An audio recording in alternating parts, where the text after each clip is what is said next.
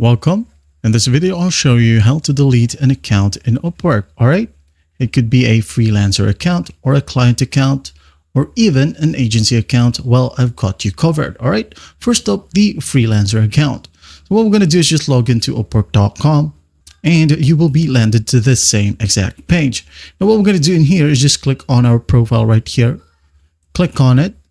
Now, in these options, just go ahead and click or select account settings. All right. Click on it and wait for the website to load. Now in here in the left pane, you're going to want to make sure that you are in the contact info tab. All right. Just click on it and you'll see the same result. Now in here, as you can see, close account is an option. Just go ahead and click on it. And then the next page, there will be a prompt and it will just ask you what is the reason why you want to leave Upwork. All right. Just go ahead and select the reason and hit on close my account once again, and you'll be logged out. And that means that your account is now deleted. All right. Now, if you're using an agency or, for example, a client business account, if you want to close that, again, click on your profile icon right here at the top right. Now log in to a specific client or agency account. Click on it.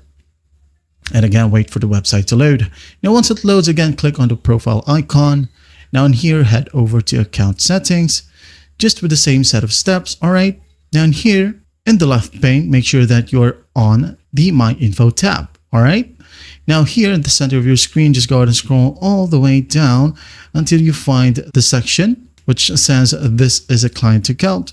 Now, if you want to close it, just go ahead and hit on close. And once done with the same setup process, you'll be asked the reason why you wanted to leave. And once done, just go ahead and hit on close account once again, and you're good to go. Well, I hope this video helps, and I'll see you in the next one.